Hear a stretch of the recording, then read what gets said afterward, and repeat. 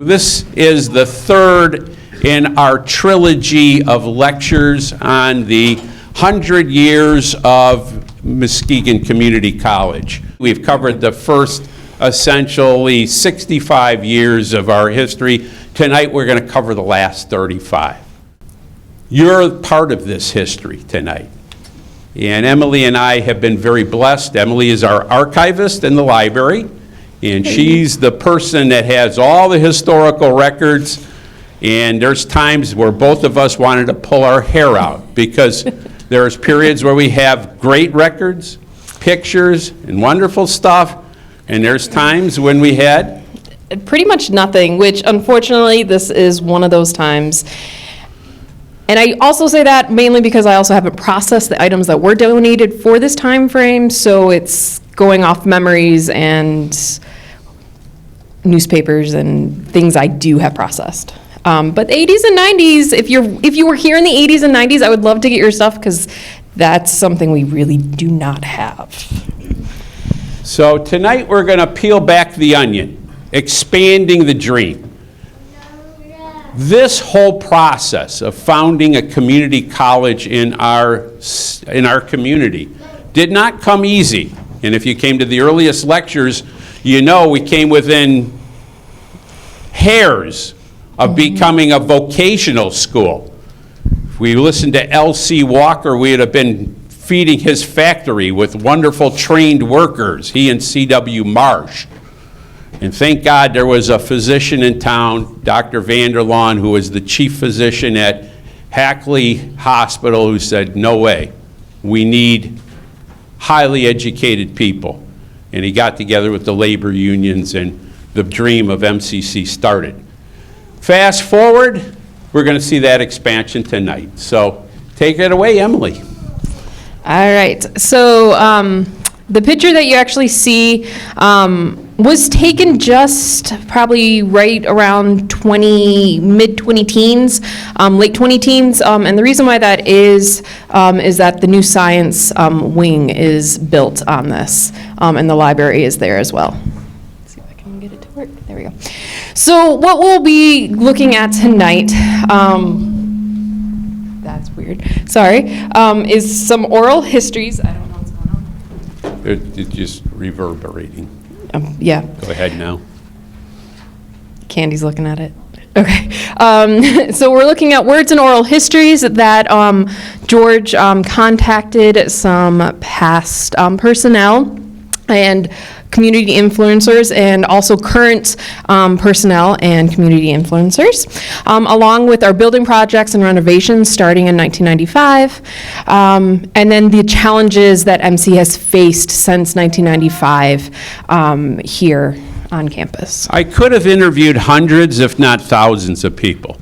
Quite literally, everybody has played a part in this, but I picked some long-standing individuals, many of who have been here in some capacity as students, as staff, employees, leaders, and even today are still giving back in their retirement years as trustees of the college. So you're going to see 5 or 6 individuals that we're going to be talking through their eyes and words today about their experiences. So some of the people we're going to present today, Diana Osborne. Diana, would you raise your hand? People should know who you are. Okay. Our past president, Dale Nesberry, who is not present. He's out in Maryland, but we were able to interview him for an hour and a half. Emily and I did. John Selman, our current president. I don't know if he's here tonight. I don't see him.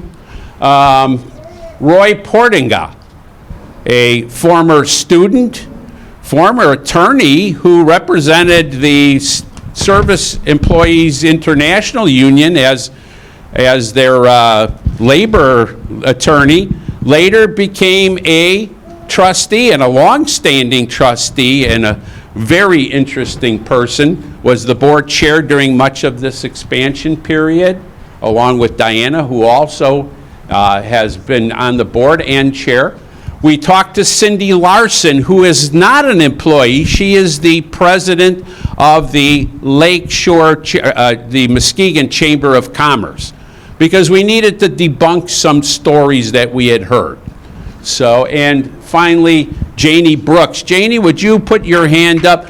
Janie has another 4-decade person here who was student, was staff, and then became a vice president of student services. So we're going to kind of give little snippets from their interviews. We don't have video, because they all were panicked when we, don't show me, I don't look, my hair may not be good, I might not, and I said, don't worry. They're only going to be in the archives. We're going to loosely quote you, and if we get it wrong, you can always kick me later. So go ahead. Okay. So, as you remember, 1992, presidential election, right? George Herbert Walker Bush, the senior Bush, Bill Clinton, and that guy in the middle, who everybody said, oh, he had a bad haircut, H. Ross Perot, were debating. And they were talking about the North American Free Trade Agreement, NAFTA. And what I want to play is just about 2 minutes of this interchange at this debate, because it really puts a context to things.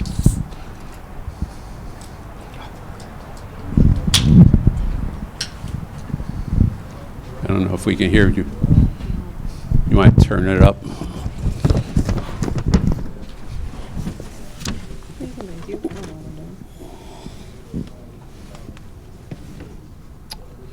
Candy's coming. Candy's coming. Hang on, just pause it a minute.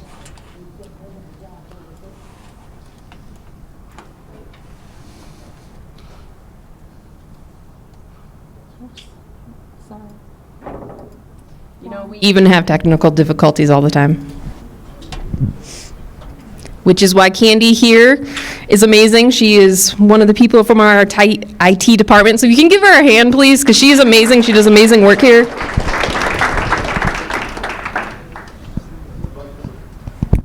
that loud enough, you think? No, blast it. Blast.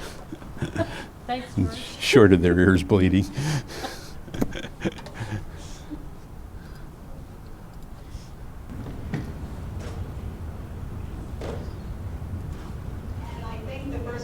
Is over here.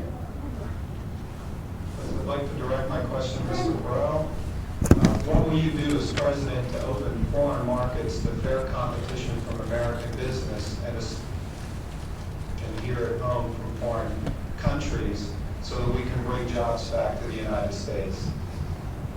That's right at the top of my agenda. We've shipped millions of jobs overseas, and we have a strange situation because we have a process in Washington where after you've served for a while, you cash in, become a foreign lobbyist, make $30,000 a month, then take a leave, work on presidential campaign, make sure you don't do contacts, and then go back out.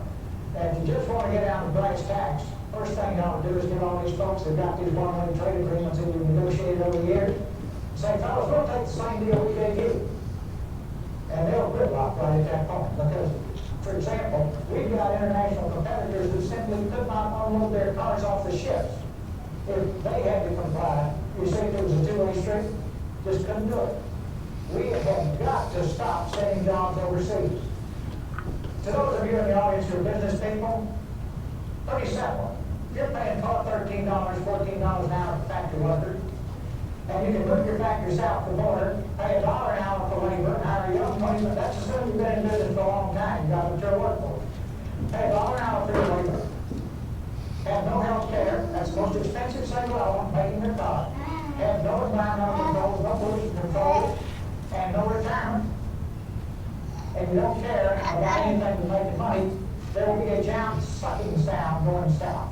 So if the people send me to Washington, the first thing I'll do is study that 2,000-page agreement and make sure it's a two-way street. one last thought here. I decided I was dumb and didn't understand it, so I called the who's who of the folks who've been around it.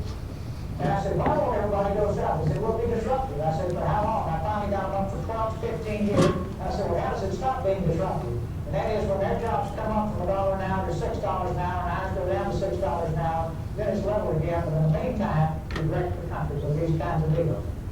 We've got to cut it out. Thank you, Mr. Farrow. I see that the Well, that giant sucking sound unfortunately found Muskegon. Because we saw over the years Muskegon change in many ways, from an industrial powerhouse to a city that was pretty much hollowed out by the early 2000s. You might need to hit the keyboard. My picture's not working. Hit the escape. There you go. There we go. So the Rust Belt, you've all heard of it. We're right in the middle of it. Muskegon was affected. Those industrial jobs that went to Mexico, eventually migrated to China and other places, came at the cost of your jobs, maybe your parents, grandparents, your families. And we're going to see in the next few slides a litany of things that happened to Muskegon, including rising unemployment and a poverty level that continued to rise. So what happened? Companies like Continental Motors shuttered and left 1994. That whole area down by Heritage Landing, that was where their headquarters were, down there, right on the lakefront. Gone. Other things that happened. We saw the changing and closing of the largest retail section of our community, the Muskegon Mall, which was located downtown, close up. And Emily, would you show them the size of this mall? The mall on your left, I have to remember which side, is right here, and it did take up all of downtown. It closed in 2001 and was torn down in 2003, which left what you see here on the right-hand side. It was just giant sandlot. That's all it was downtown. Downtown was dying in Muskegon. Pretty much was what it was. Leaving a huge gap, not much hope. What other retail was down there was shuttered up or just on life support. Brunswick Corporation, you remember them? Laketon Avenue, huge factory, made most of the bowling balls for America and bowling machines. Gone. Plowed under. Big vacant lot that still remains there. Sealed Power made piston rings for internal combustion engines. Key component to our motors. Closed, torn down in 2010. The only vestiges of it are the SPX headquarters, their headquarters building, which is still on the lakefront. It's the home of Raymond James Brokerage House, if you ever do any stock trading, the upper floors of that. Maybe there's a couple other little businesses, but it's the only thing that's left.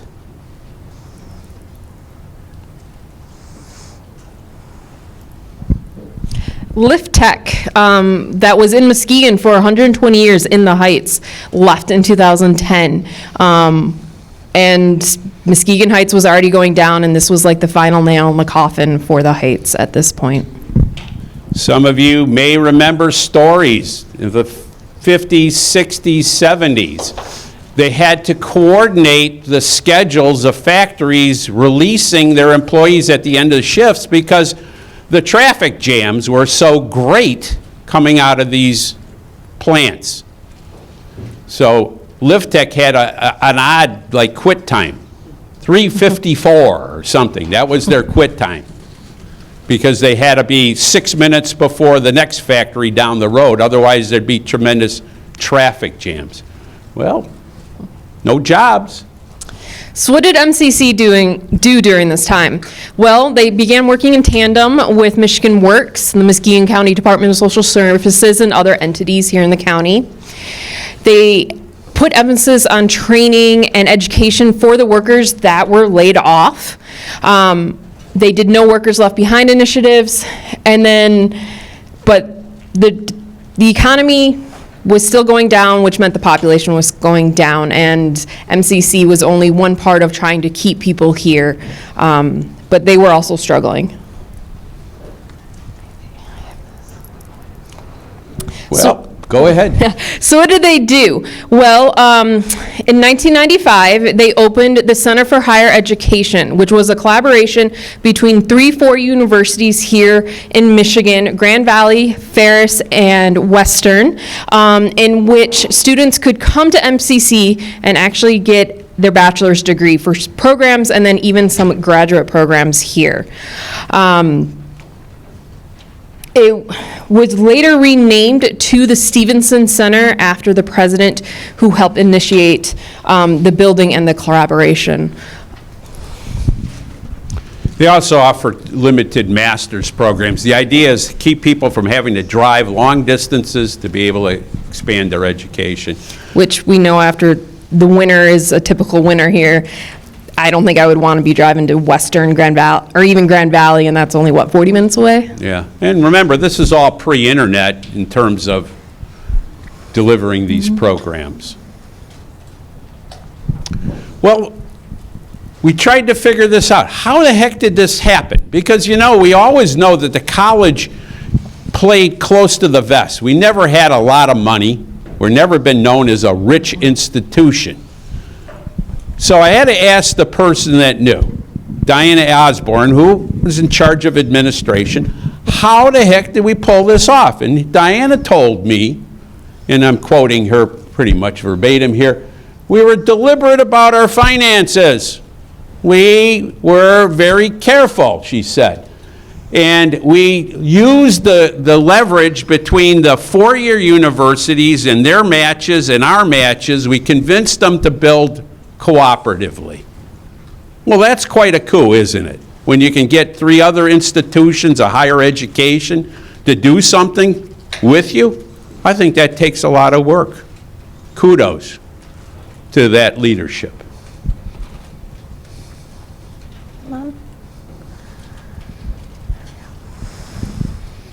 So this is Dr. James Stevenson. He is the one who helped with Diana bring in the Center for Higher Education. It was renamed to the Stevenson Center for Higher Education in 2002. He retired in June 1995, and actually soon after he retired, he did pass away. But he was great, a well-liked president here. Was about 10 years, if I'm remembering my dates correctly. Is that right, Diana? Yeah, okay. Yeah, well-loved, and on his passing, they renamed the building the Stevenson Center for Higher Education, which still is there. So now that we know what's going on locally during this time, what's going on nationally, internationally? Well, as you saw on our last slide, the 90s did bring in violence, but it became more and more commonplace as the century was closing. I only did some higher ones here. So the death of Matthew Shepard in 1998, which was a hate crime. Of course, Columbine in 1999. For those students who don't know what that is, that was pretty much the first big school shooting. I'm going to date myself, but I was in 5th grade when this took place, and so our very first lockdown, I was in 5th grade for. But I do remember that. Of course, 9/11 in 2001, and then soon after, the anthrax attacks on our politicians. And then school shootings hit higher ed in 2007 with the Virginia Tech shooting.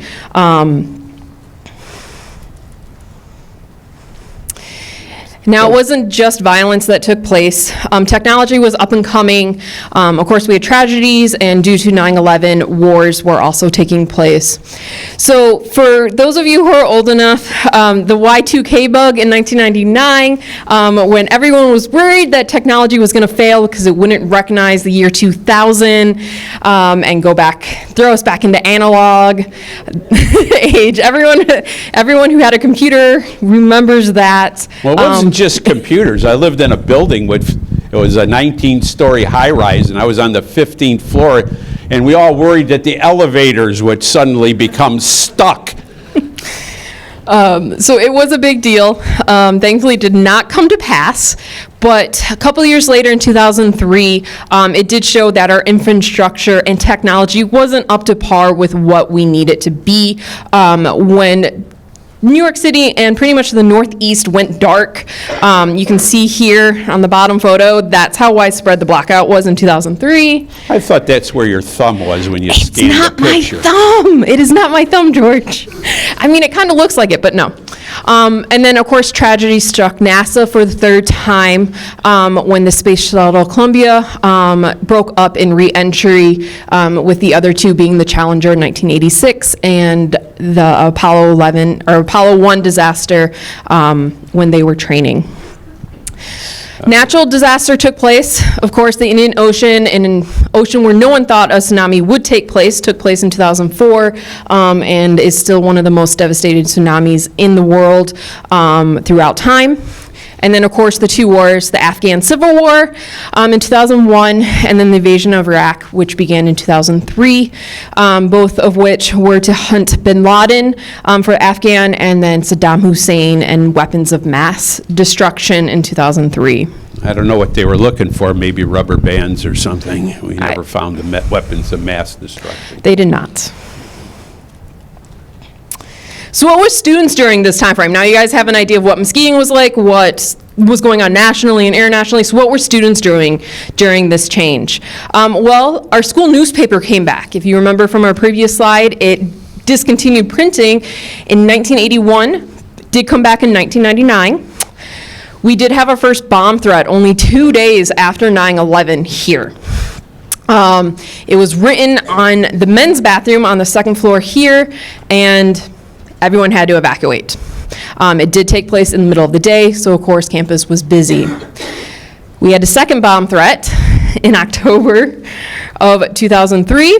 That one was a silent observer phone call into the Ottawa Center police, and said someone had a grudge against an MCC employee, and as a precaution, they evacuated campus. Thankfully, this time it was an evening classes were taking place, so not as bad as an evacuation, but they still had to evacuate. No smoking came about in 2001. So before then, you could actually smoke here on campus. There was a designated smoking room. For students, you know it as the club room. That actually was the smoking room, so you could smoke on campus right there. After which, nope, you can't do it anymore, you have to be outside. So most, as George fondly remembers. Oh, yeah, outdoors meant that they stood in front of the doors, and you had to hold your breath and force them to move. It's like, can you move, please? Later, they got pushed away from the doors, and I have been informed that there was a smoking tree in which the smokers would congregate at, and it did catch fire a couple of times due to it. Mayfest, that began in the 70s, celebrated its 25th year in 2003. For those of you who don't know, Mayfest was a community event that MCC put on. It brought the community here to campus. They had so many different things depending on the year. They had dancers, Hawaiian dancers, face painting, scavenger hunts. Boy Scouts, Girl Scouts. You name it, they pretty much. The local sheriff's horse patrol. I mean, it was Yeah. everything. It was our attempt to win over the community because we had taken such drubbings in the millage years before. It was a way to build good relationships, and it worked real well. And intramural sports came back for the second time in the early 2000s. It comes and goes continuously. In the background, you see different newspaper headlines. Those are from the bay windows. And so you can tell the students had fun creating those headlines. Let's talk about sex, lewd acts in the library. They also did other Don't apologize. Look at this headline here. Get laid for summer. Now, if you guys think that's bad, my boss at the time almost had my head because we had a party here called, it was a summer registration event. And all the staff dressed in Hawaiian shirts, and we did our best Jimmy Buffett routines, including karaoke, and we had tropical mocktails, and we ushered students to register, and we had a grand old time for, I think it was like 2 or 3 days. It was like we couldn't turn the party off. And then the newspaper comes out with this, get laid. Well, if you know what a lei is, it's the flower necklace that they put around your neck in Hawaii. Get your minds out of the gutter. I see some of you. Oh. George had me look this one specifically up, so, but it did let us know, me and my supervisor, Lisa, why we had Hawaiian shirts in the library hanging in our closet. We never figured that one out, but now we know. John, we got to reintroduce that. Okay. So what else were they doing? The hockey club came back. The hockey club comes and goes continuously. The first year they were here, they ended up winning a national championship. The first Global Awareness Festival came about. Now, this was because of 9/11 and the fear of Islam and not knowing other cultures. They decided that our students needed to know. They needed to be introduced to these other cultures around the world so they're not afraid. It's still going on. There was a hiatus during COVID, like everything else was a hiatus. Still going on. This year it is on Asia.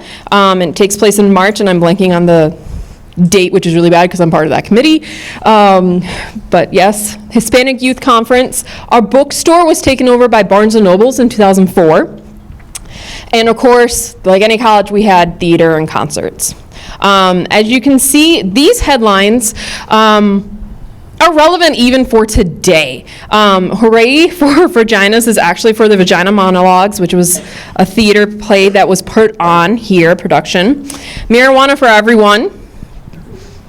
It's legal now, so I guess that came true, right? No, we weren't handing it out. Stop. Go to Laketon Avenue, do it.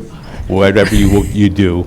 Remembrance of Dating Hell. We've all had bad dates and horrible dating history for some of us. And then work-study funds were maxed out. Now remember, businesses were closing. There wasn't jobs here. So if you were coming to college, you wanted to make money while you were still going to school. So they had work-study funds, and those were maxed out. And so students had no jobs. So this is a spiel. If you are a student, there are jobs on campus right now. So look it up. I worked when I went to undergrad, and it's so easy to go to school and work at the same location. And they do work with your schedule. Did I miss anything, Patty? What's the website? It's all right. See her afterwards. Yeah. I'll take your name. See Patty afterward if you want to know the website. Okay.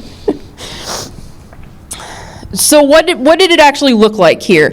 Well, enrollment was right around 2,500 for the 90s, and tuition was only for $42 per credit.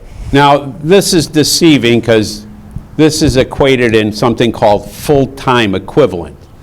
It's not head count. So what you do is you take the total number of credit hours that all the students register and you divide it by 30, because 30 is the amount that a student, full-time student would come here for a year. So obviously our head counts were between like 4,000 and they got up to as much as 5,300 by the end of the decade there, 2010. So for the 2000s, this number's from 2006, we were 2,900 full-time, and tuition was only $60 per credit hour. So here are some photos from that time frame.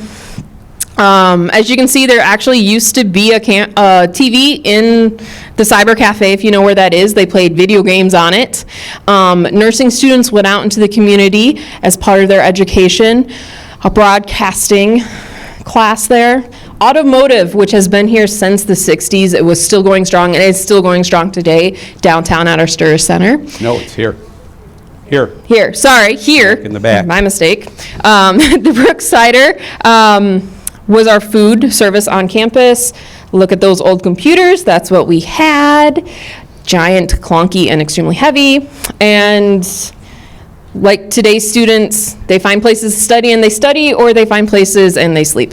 We used to have couches in the hallways until the fire marshal decided that was the dumbest thing he ever saw and threatened to give us a ticket for creating a fire hazard. Okay. Well, sports are still continuing at this time. We have, the traditional sports, baseball, softball, volleyball, basketball for both men and women. One thing that did change is that women's tennis took over women's golf during this time. Of course, our wrestling team.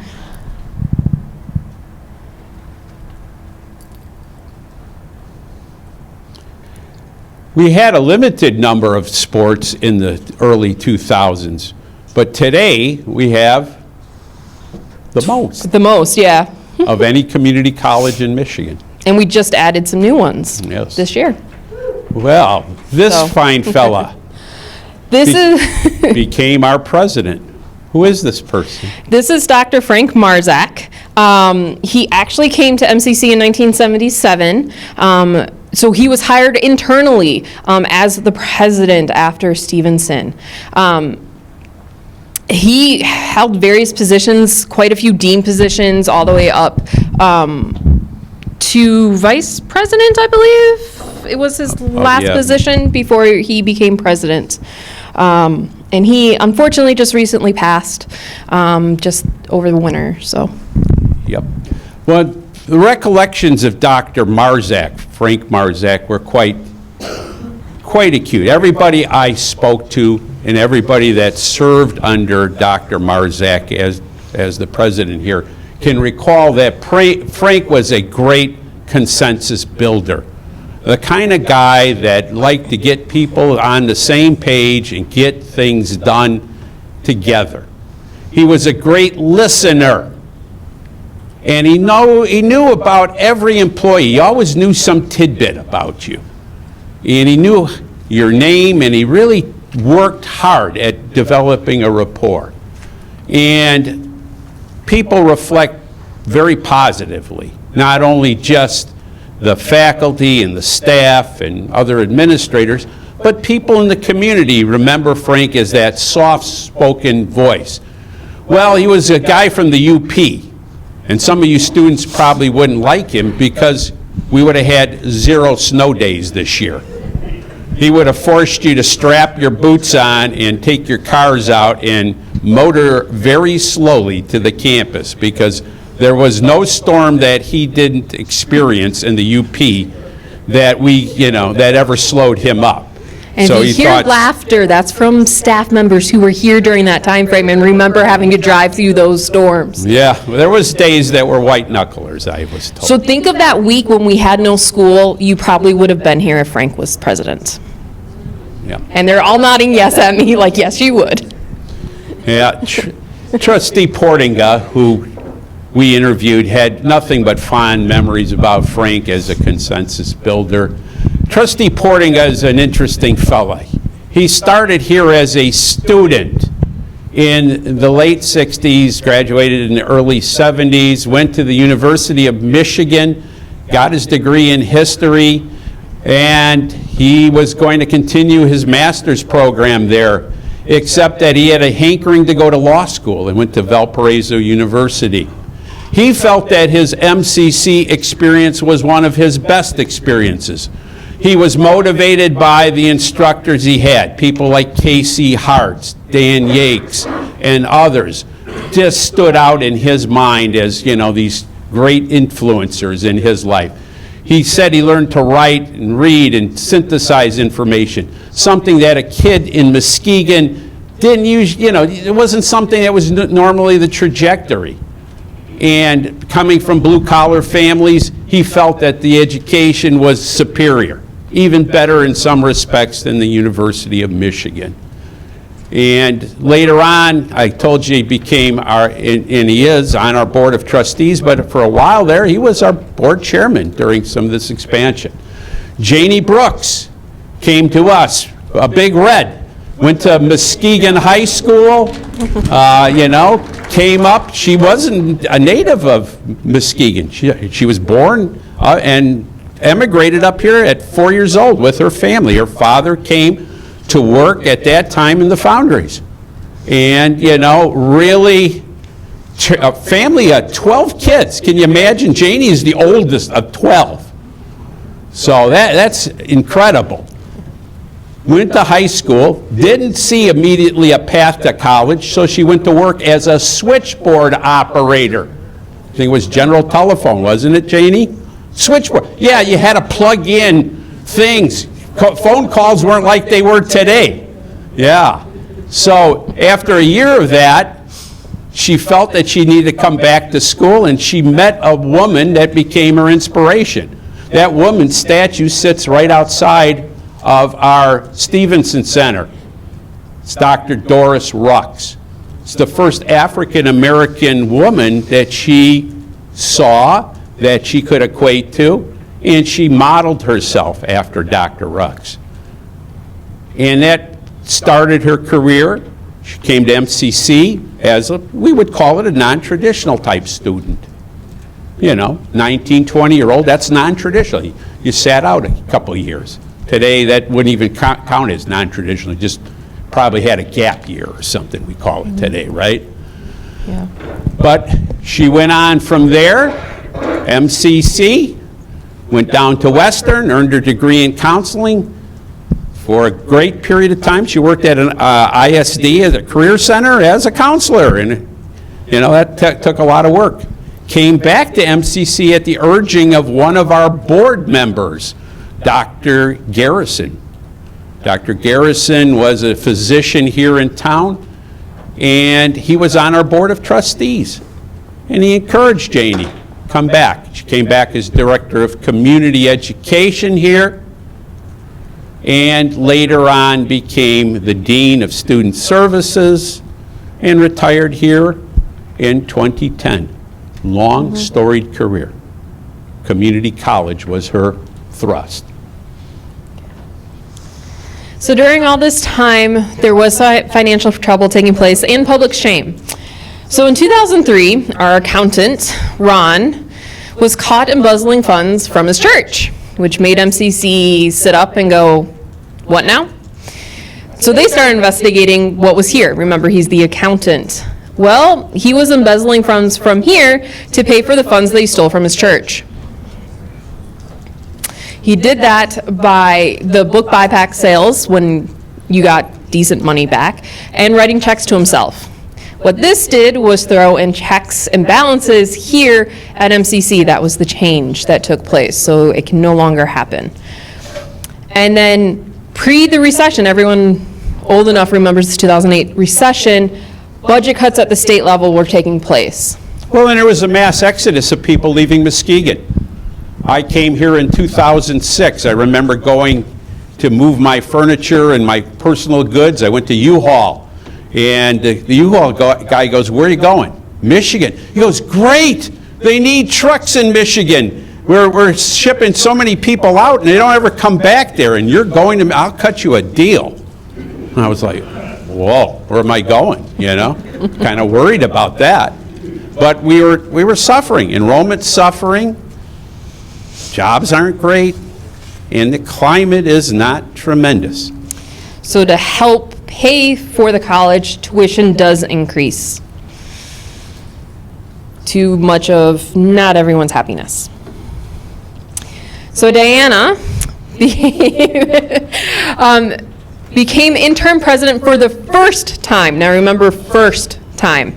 This was only for a few months after Frank left. And she did an amazing job during that time. Part of that is the need for a new library had taken hold prior to Frank leaving. For those of you who don't know where the Umbright Library is, you can actually see it from here because it's right across The river. the courtyard, 4 Mile Creek, where the second and third floor. So where the administration offices on the second floor and the Student Success Center on the third floor, that was the original library here. There was an internal staircase that went down, connecting the 2 floors. Now the problem with this, multiple problems actually, was they were open on the weekends, which means the whole campus was open on the weekends. There's no way to get to that area, if you've ever been there, quickly anywhere on campus. Also, new technologies were coming about. Computers were coming about. They were needed. When this opened in 1967, technology was not thought of because it wasn't even on anyone's mind. There wasn't enough plugs. There was no space for the computers that were needed. Have books will travel. That's the way we were back in the day. Paper Pretty was our friend. Yes. So, what they did, we got a new library. The Hendrick Meyer Library opened in 2006, so we're actually celebrating 20 years this year. And what it did was it did bring computers to our students in 2 different ways. On the first floor, there was computers in where the computers are located today, along with printing. And then on the second floor, which is currently closed, was called the Information Commons, and that was pretty much a giant computer lab that any student could use for their classes because computers were expensive. Not many people had them, and not many people had internet even at their homes at this time. So this was one way to do it. And your smartphone was not a smartphone. It was just a cell phone, if you could afford it. If you had one. Yeah.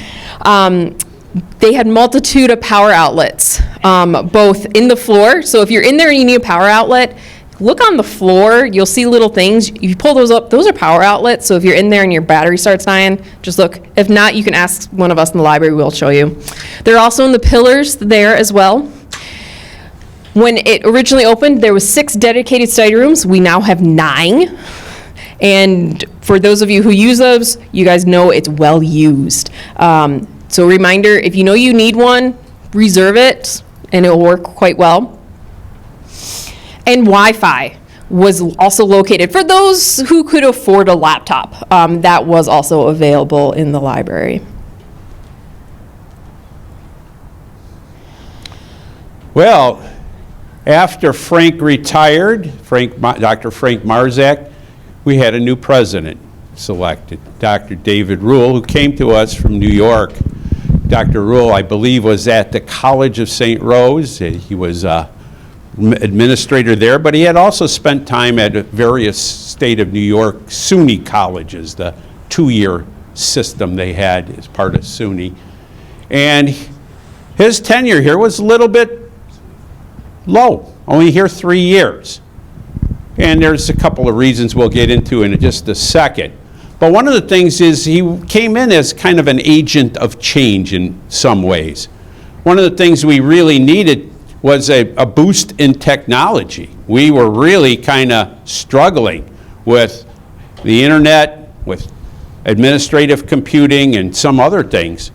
So he brought in a company called SunGard.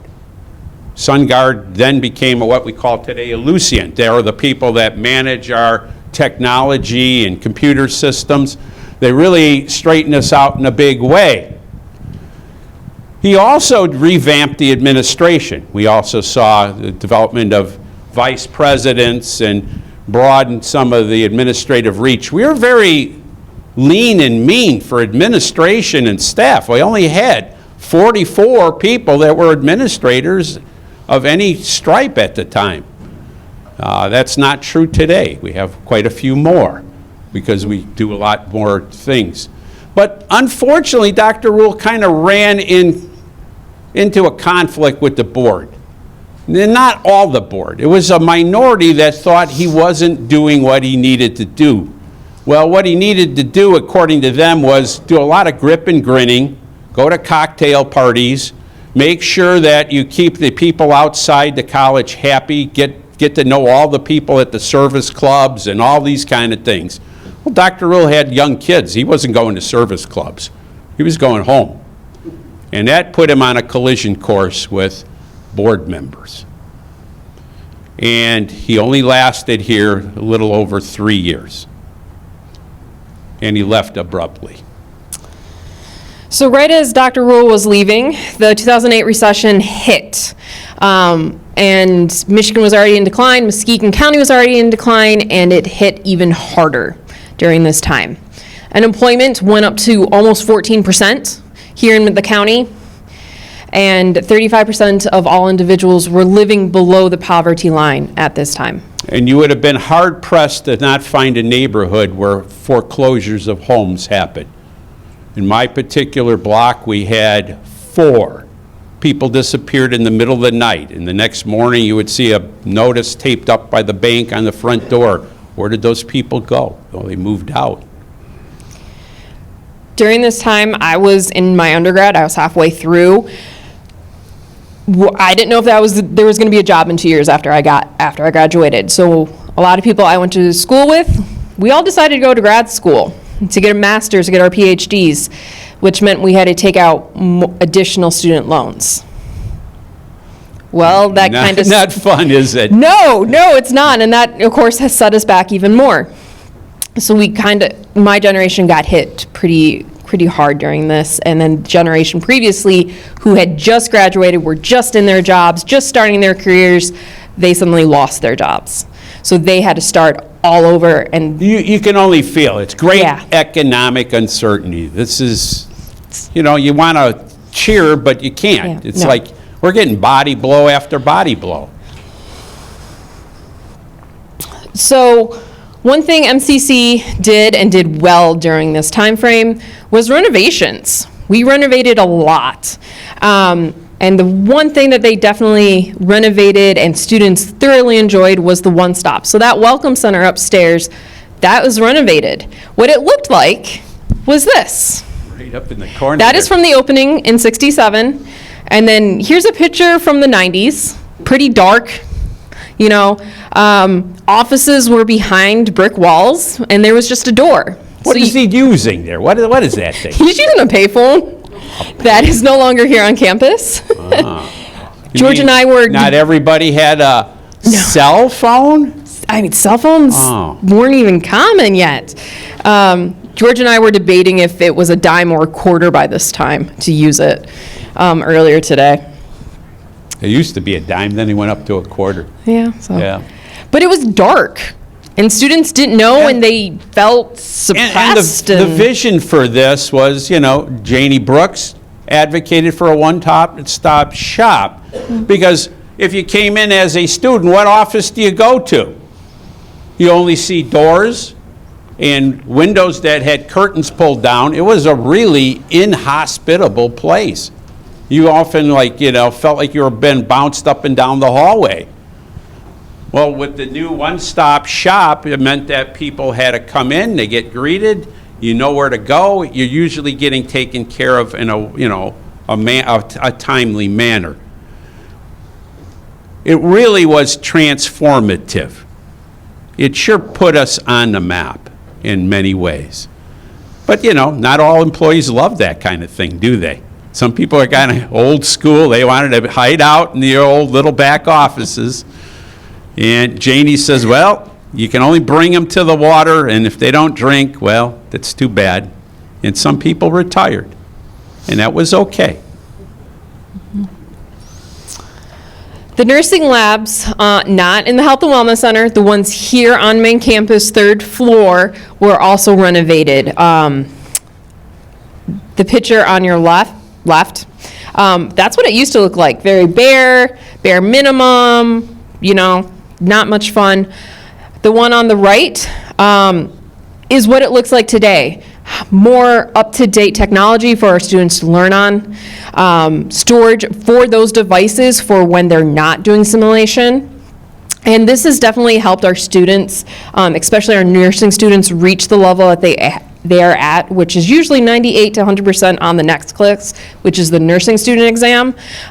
We are one of the top ones in the country. And the renovation of the nursing labs definitely helps that. Next one is the student union. Boy, I love that tile floor. Look at that I know. tile floor. Isn't it beautiful? If you want to know what it actually looks like, it's 1960s. it's the ramp tile. That is the tile that used to be here, and it's still here. It's just covered in carpet now. But the student union, for those, we're in Collegiate Hall. Student union is the next big one over, and that was the student cafeteria pretty much. And it just needed to be gutted. I'm sorry, it still looks like the 70s in there. And it looked like the 70s up until they renovated it, which you see in the two on your right. Made it much more comfortable, much more usable. We still need a nice student union, but Yeah. we're hoping, we're praying. Okay. Well, after She's back. Diana is back. Back for her second interim period. This one lasted almost a year before we hired our next president. And she retired soon after we hired our next president, Dr. Dale Nesberry. Well, Dale. Who is Dale Nesberry? Well, he's a local kid, born and raised in Twin Lake. Went to Reese Puffer High School, kind of worked his way around the country, was out in Boston, then he came back to Michigan, worked at a number of colleges here, including Adrian College. I think Adrian. I thought it was Albion. No, Adrian. It was one of the One of the ones that A- are private. It was one of the A schools in the southeast corner. Adrian. Is it yeah, Adrian? Okay. Adrian College. And he came to us as a president because the board really liked the fact that he was local, he knew the community, and people knew of him and his family. He had long-standing ties to this community. So what we can say about Dr. Nesberry, he was the second longest president here, and he's a builder. He knows how to get money, and he knows how to schmooze politicians. Did a good job of schmoozing politicians. So, among the things that he's credited with, the science centers, health and wellness building, the downtown Sturris Center, the Fab Lab, and I hate to say it, the Lakeshore Fitness Center. Well, there was a lot of us that kind of hoped it would work, but it just didn't quite do the thing it was supposed to do. Now we'll move along here. Okay. So when we interviewed Cindy Larson, the discussion was, did the downtown chamber court the college? Please, college, come downtown. And you know what she said? No. We didn't ask the college to come downtown. Dale Nesberry approached her and said, Cindy, never ask us for anything small. You need to ask for bigger things. We need to be part of this downtown, and we can be a renovating force here, a rejuvenating force. And she said, okay, you want to come downtown? And I know there was a lot of head scratching here. It's like, what in the heck are we doing downtown? Downtown was just barely sparking up. They just put in the new chamber building. They put in I call it the corkscrew statue, you know. Looks like a bottle opener in the middle of the street there, you know. It started looking a little better, but if you don't have any vision, all you saw was sandlots. What are we doing there? And this came on top of the fact that the Muskegon Chronicle newspaper had just recently pulled up stakes. The newspaper business was dying. Why do we want to be downtown? So what did we do? We went downtown. So we had to find our ideal location downtown. There was tons of empty buildings down there for us to choose, including the Mark Dock, the old bank building, the Chronicle, and the Masonic Temple. We ended up at the Chronicle building, and then the Masonic Temple was donated to us. The story was, and John Selman kind of confirmed this for us, originally we were supposed to get the Chronicle building for $1, but they learned that we were going to pass a bond, and the price went from $1 to $1.5 million. That's what happens. We bought it. And we did pass a bond. It was 2 attempts. First attempt, we tried to get $42 million, I believe it was. Didn't pass, and then we went back to the voters with better explanation, better plans, and it was passed for $29 million. We got a lot of stuff to build. $29 million seems like a lot of money, but when you start building stuff, it's not enough money. So Peter and Caroline Sturris, Caroline just recently passed, donated money for us to renovate the Chronicle building to make it to what it needs to be for our use. Well, originally, the arts and music department was asked, hey, do you want to move down there? No, they didn't want to go. They wanted to stay on campus. Applied Tech director, Tom Martin said, yeah, we'll go. send us. Nobody expected the tech department to move downtown, but they were willing, and they did go downtown. Part of the reason why that even flew was the fact that the back part of the Chronicle building used to be the press rooms, and they had reinforced concrete floors. Well, that's great for many of our tech programs that have heavy machinery, but when they put the laser cutter machine in and it required water to be added, weighed 42,000 pounds. With the water added, they started to notice the floors started to crack. The architect became alarmed, and we had to shore up all of the floors in the front part of the building. Otherwise, the machinery would have been in the basement. So Sturris opened in 2017, and the Lakeshore Fab Lab opened in 2018 in what was the Masonic Temple.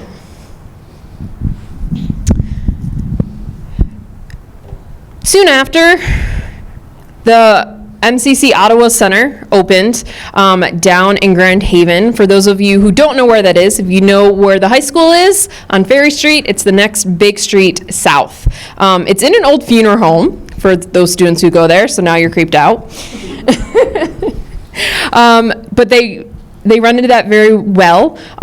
It is well in use. It's kind of hidden off of 31. But it is close to the high school, so the students, especially during winter months, and we know high school students and drivers, it's not that far of a drive for them if they attend classes there. Well, the Science Center, we opened a new life science building in 2014. 15. And it really was something to help, because our labs, we were all crowded in one side of the building over here in the southwest corner of the campus. Now with new biology labs and such, we really were able to step up our life sciences, which are a feeder to all of our allied health programs. All of our allied health students need them, so it was a big thing. And then, of course, The Lakeshore Fitness Center. the mistake by the lake. That opened in 2016. A lot of renovations needed to be done. And it was the old Y. So people were thinking, hey, people who went to the Y can still go. What wasn't known is that a lot of the people who went to the Y was subsidized through their health care. So that money that they were thinking wasn't actually necessarily going to be there. It closed right around COVID, and I'm blanking on the year. 2021 or something. And yeah. the trouble with the building was it was quite literally rotting apart. The pool was leaking. It took a lot of effort. It wasn't a smooth thing. The reason why we picked this up is we always wanted a pool. And our campus is incomplete. We don't have a swimming pool here. But we thought we could've. could get one. Well, it's like when your neighbor says, I got this backyard pool, you know, you can have it. And he doesn't tell you it's got a hole in it. Yeah, well, that's what it was. And it was, we just spent money after money, and it just could never break even. It wasn't a good investment for us. And eventually, we sold it to the Muskegon Boys and Girls Club, which thoroughly renovated it. I mean, they gutted the place. It was closed for almost 2 years while they went through the place in like a fine-tooth comb fixing it up. It's not the same building that we had. It's a whole new footprint there. So while all these expansions and renovations were going on, what were the students doing during this time? Well, they had a film festival. Wacky Wednesdays were coming about for students to do on Wednesdays. Clubs started to come back. They declined in the 90s, were declining somewhat in the early 2000s. They started coming back. BSA, Hispanic, motorsports, gaming, and gardening were newer clubs. And of course, student nursings were going strong. The Bay Window not only was in print, but now it also went online.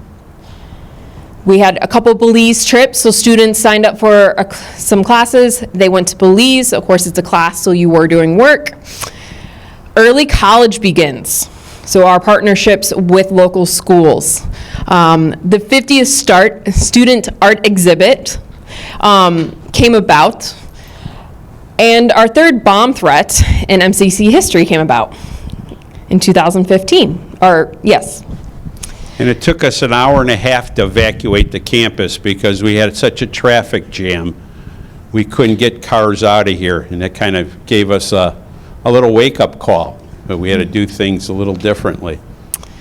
This bomb threat was found, I just blanked on where this bomb threat was. It was found actually on campus, which is why they evacuated. So apparently we are known for bomb threats here at MCC. Yeah, you want to try to slow us up, call in a bomb threat. You didn't hear that. Okay. But again, these are headlines from the Bay Window. Free Office 365. So Microsoft 365 was free for students to download. Now it is free for students to use online. Used condoms were found in the student union in the couches. They were, for some of our students, Pell Grants were in fear of being taken away due to funding. And some students didn't like the professors. They didn't think that they were professional enough. I do know the names. They're written in the article, and they have since retired. Amen. Well, sometimes good things come in different ways, and you get suckered into things. Well, there was a political science professor, his name was Kurt Troutman. He thought that political science should be taught like lab science. You have theory and you have practice. Practice means you go out to the place where the theory was originally applied. So I was an administrator, and he said, you know, you want to go down to Vicksburg, Mississippi to see the Vicksburg battlefields. I said, you know, that's going to cost me 3 vacation days, but I'll go with you. Little did he tell me that going meant I'm driving a van of 15 college students. Needless to say, it traumatized me. I said, we can never do this again. We got to have buses. We can't go like this. And that launched this long litany of places we went. Thank Kurt, he suckered me in, and we worked collaboratively for almost 12 years together. Kurt retired 2 years ago, and we have been going strong. We have other people. Eric Carbolito, Professor Carbolito is part of that initiative now. Les Rorick, Professor Sarah Wojciechowski, and others. We're really doing a great job with that. So what were students during this time frame? Well, they had a mob dance when they're dressed up as zombies in the Gerber Lounge. Music. Of course, students just being students with events on campus. Wax dipping, I believe this was part of Frenzy? Yeah, okay, I'm getting a nod. You see what the new science wing looked like, brand new microscopes in there. PDK cleanup, I believe that is. Mm-hmm. Yeah. Student organizations. Remember, during this time frame, we do have veterans coming back that served in the Afghan war and the Iraqi war. So students were coming back, they were using the GI Bill to attend college. Oh, we had a food service. We did have food service, which moved from upstairs, of course, downstairs, and the couches. There's those couches where those condoms were found. There are no couches in the student union anymore. But it's students being students on campus. That has not changed throughout the whole time that students have gone to MCC. There's always events, there's always something for students to do on campus. Well, what about sports? We still have the regular sports here. We still have our golf team, our baseball team, our basketball team, softball. Cross country came back. So cross country did disappear for a while. And when it came back, it not only had the men's team, but women's cross country was introduced. And then soccer came about as well, both men and women's. To the point now we have more athletic teams, including esports, than any other Michigan community college. So many of you, how many of you students are on a sports team? Yeah. Congrats. So.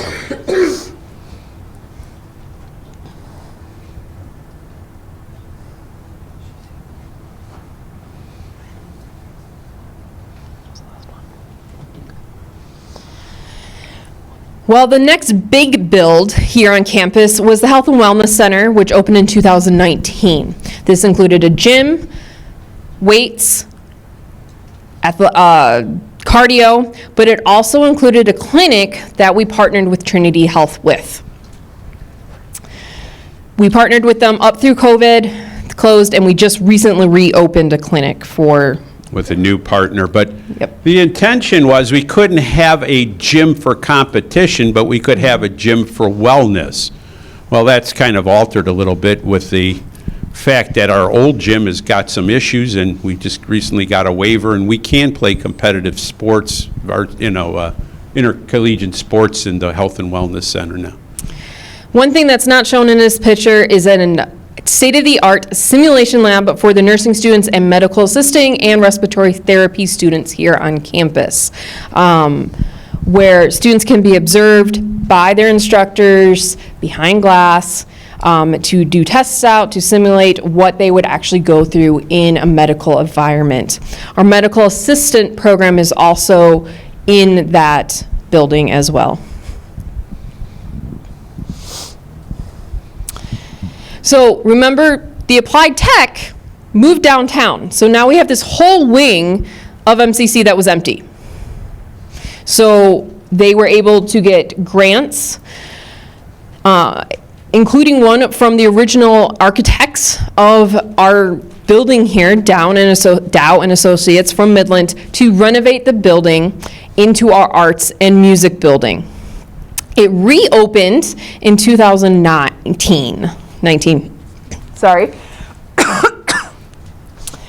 And as you can see, there's brand new music lockers, great space for our music program to play, along with studios for all of our different arts that we have, including pottery, sketching, painting, and then classroom space for those art history classes that, some people enjoy, some people don't, and they're going, why am I learning about this painter who died 2,000 years ago? But yes. And then part of it is also a gallery space to showcase the students' artwork. So if you want to know what the students are currently doing or what our students past semester did, go check out the gallery part of the building. Part of it remained blank up until 2 years ago when we finished off the large performance room. So it is now a totally redone place. So what did enrollment and tuition look like? Well, in the 2010s, remember, we're in the recession at the very beginning of 2010, in very beginning of 2010s. Our enrollment was strong. We had almost 2,900 students, full-time equivalent students here. Tuition is kind of steep, $99 per credit. By the time we reach the 2020s, enrollment has gone down. We're only about 2,300, but our tuition has gone up to $125 per now contact hour. It's no longer credit, it is now contact hour by this time.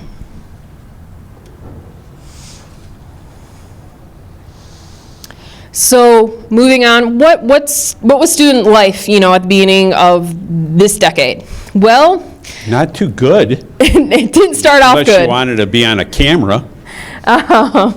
We had COVID-19, everything shut down, right? So we had to adjust. Majority of our classes by this time are still held in person. So we had to adjust, and it was a big adjustment for everyone. We had to go to full online learning. Well, what does that mean for some of our students who don't have computers at home or don't have internet at home? We did a partial opening in which those students could come onto campus, social distancing, of course, to use what we have here so they can get their education. We also did multiple drive-through graduations, which you will see pictures of. And when we did open, we did have to return with masks. Well, campus events during this time frame, not really there. It's COVID, right? They have slowly been getting bigger and more as the decade has continued. We now have the African American Read-In, the poetry readings, of course plays, global awareness is still going on, club events are going on, we have Jayhawk Frenzy, and it's just continuing to increase. And that is thanks to our student service departments and our clubs on campus, and of course bringing outside people in for lectures and events. We did have a COVID drive-through on campus. Yeah, there's graduation. There's graduation. You dressed up, if you had a cap and gown, most of them didn't. And you got in the back of your pickup truck, your bus, any kind of vehicle, and you drove through. And we had the typical music ceremonies. So I specifically chose this last photo. For those of you who work here, can probably understand why. This is Dan Meyer. He was our music director here on campus, and unfortunately he did pass in a snowmobile accident in November. So I purposely put this photo up in remembrance of him. He is one of the essential people who brought the music program back to MCC and got it to where it is today. Sports during this time, of course, COVID kind of put a damper on some things. Some teams weren't allowed to do competition during the peak of COVID, but they were able to come back. And when they did come back, they did have to wear masks or some type of thing to cover their faces. Some of the new sports that we do have now on campus, bowling has come back after went away in the 2010s, and female wrestling is now here on campus as well. Yeah, some edgy new sports and esports too. So, kind of interesting to look back just a few years ago, seeing runners with masks over their face. I'm sure that was just such a wonderful time. And John, this is the only photo I have of you, so I need some new ones. Dr. Nesberry departs in 2022. Our provost, John Sulman, was elevated. The second internal hire Yes. here on campus. Yes. Now, John came to us from Lake Michigan College, where he was a vice president of enrollment services down there, became vice president of student services here, brought in a lot of new innovations, especially to the student service side of things. The Jayhawk Hub, which is a critical component to our students' well-being. That was his innovation. He also brought in a system called Maxient Reporting, where faculty, staff, and students could report issues that they were seeing. Well, somebody's struggling in class, or they have some personal issues. They could fill out a form, and that would trigger a whole response team. And we could track those things. The first time we were able to actually know the depth of what was going on campus. He also was a leader in many things. That Jayhawk Hub has become a national leader. We received a huge award, and we've been recognized internationally, actually, for that particular thing, and we're going to be consulting with other colleges across the country on setting up that model. Kudos to him. And he served as our first provost. Well, what is a provost? You might as well say it's the internal president, the person that has to run the college on a day-to-day basis, because Dr. Nesberry was off. Usually in DC or Lansing. Yeah, shaking people down for money, which he did pretty well at. Yes. But we needed somebody to keep us on the straight and narrow while we were here. So John was quite accomplished, came to us with a good record, well beloved, became our president, and we've been happily satisfied since. Okay. What's this? Oh my God. So this shows how tuition has increased since 1996. Now, these are the totals for if you were taking either 12 credits or now 12 contact hours. So in 1996, to take 12 credits was $504. 2024 is the most recent information I can get. And its 12 contact hours is $1,500.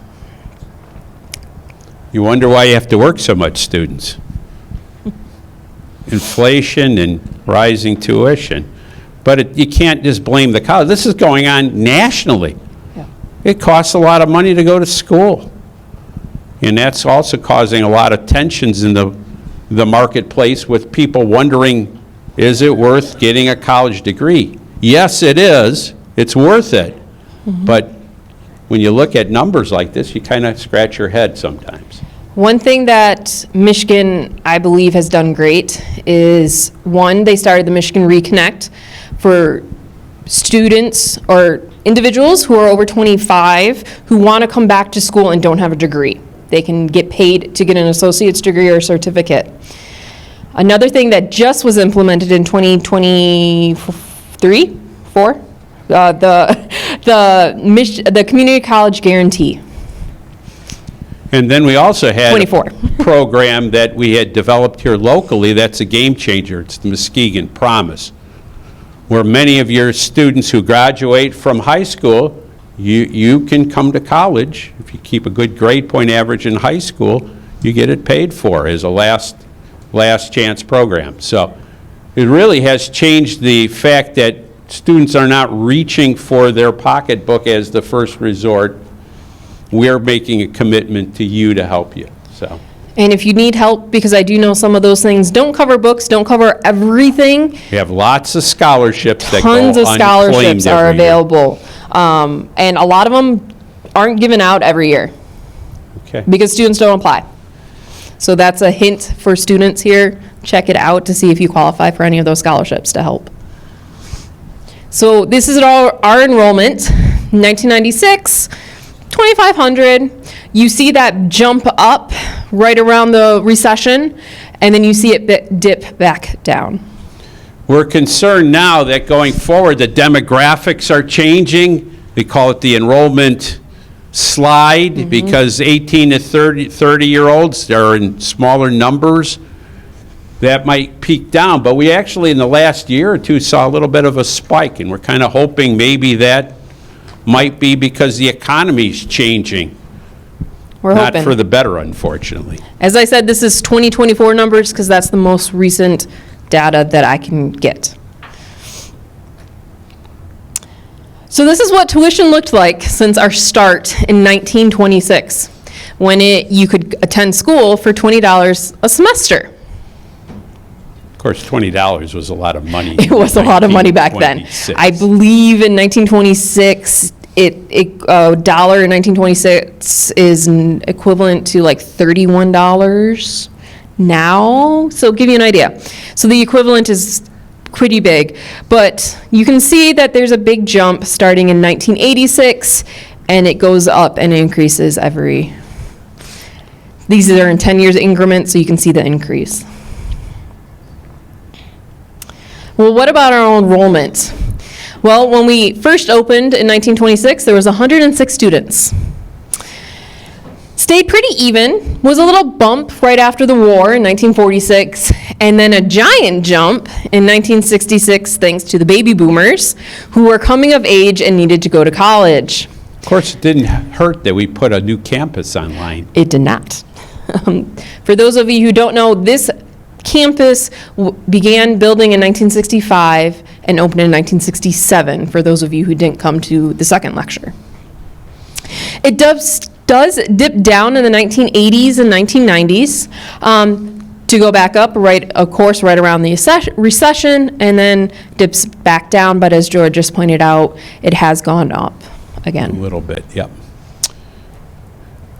Okay, so where are we going? What's the future hold for us? Well, we're going to be challenged. Artificial intelligence, it's here. How do we embrace it? How do we use it for the better or for the worse? Maybe we should be expanding some of our medical programs. We've noticed a big increase when we started medical assisting. Started very small. We're having several classes. We need more instructors. It's really growing. Cybersecurity, huge thing now. Keeping computers and our information safe. It's a growing area. We've also noticed that students attend differently. Asynchronous instruction, online classes, hybrid courses, synchronous. Sometimes you wonder if there's anybody really here in the building. And then, what does the future hold beyond this? Well, this next slide is our thoughts. So new programs.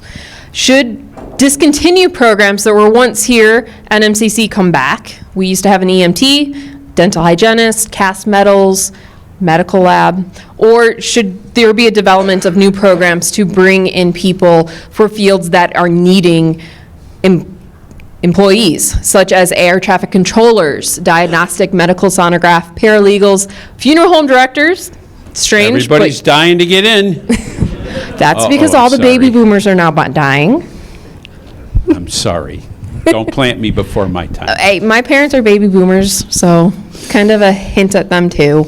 And then radiological and imaging technologists. So of course, these are what George and I have come up with, not necessarily what's going to That's happen. why we're not in curriculum development, and nor Not are at we all. administrators. So, where does that leave us, Miss Emily? Who knows?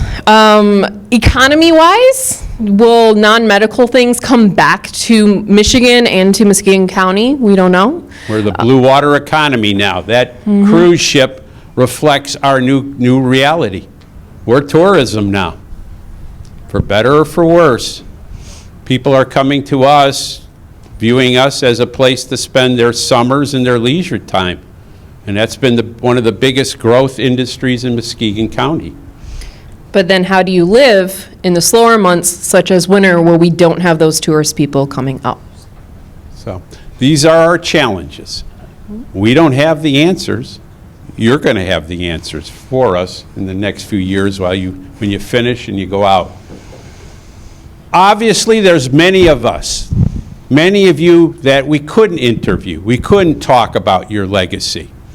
You all contribute. No matter if you're a staffer, a faculty member, an administrator, a student, or a community member. You all play a part in our future here. We need to keep a vibrant, strong community college. You're going to be asked in the future to help. Think about what it takes to keep this institution going. I want to thank you. It's been a wonderful journey. I appreciate all of you on behalf of Emily and myself. This has been a great ride. I've loved every minute of it. Thank you for coming out tonight. I appreciate it. Thank you.